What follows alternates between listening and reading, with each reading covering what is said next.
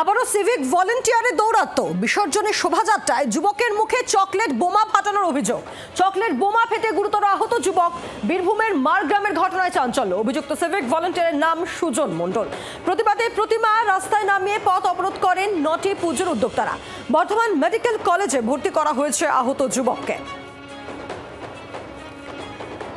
কথা বলবো, প্রসেনজিৎ মালাকার রয়েছেন টেলিফোনের প্রতিনিধি। প্রসেনজিৎ, আবারও সিভিকের দৌরাত্ম্য।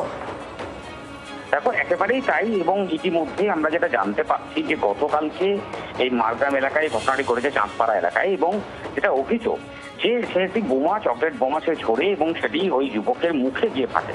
এবং তারপরে কিন্তু গুরুতর আহত অবস্থায় ওই যুবককে প্রথমে রামপুরহাট মেডিকেল কলেজ হাসপাতালে, পরবর্তীতে বর্ধমান মেডিকেল কলেজে রেফার করা হয়েছে। গোটা ঘটনায় যথেষ্ট উত্তেজনা ছড়ায়। এলাকার প্রায় 9টি পুজো কমিটি যারা কালকে বিসর্জন করছিলেন তারা কার্যত প্রায় 8 ঘন্টা পথ অবরোধ করে।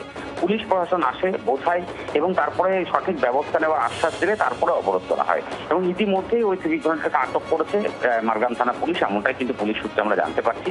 ফলে সে জায়গায় দাঁড়িয়ে বুঝতেই পারছো, আটক করলেও তার বিরুদ্ধে যাতে সঠিক পদক্ষেপ হয় এবং দোষীর বিরুদ্ধে করা ব্যবস্থা যাতে পুলিশ প্রশাসন নেয়, এই দাবি কিন্তু এলাকার মানুষরা তুলছেন। এবং গোটা ঘটনায় কালকে যেভাবে একটা উত্তপ্ত পরিস্থিতি হয়ে উঠেছিল তাতে কিন্তু পুলিশ প্রশাসনকেও সামাল দিতে বেশ বেগ পেতে হয়। অর্থাৎ বুঝতেই পারছো মানুষ কতটা ক্ষুব্ধ এবং রাগের রেগে গেছিলেন গোটা ঘটনাতে। এবং তারপরে কিন্তু তারা এখনো পর্যন্ত দোষীর কড়া শাস্তি দাবি করছেন। ধন্যবাদ। বাংলার আওয়াজ, বাঙালির আবেগ, জি 24 ঘন্টা।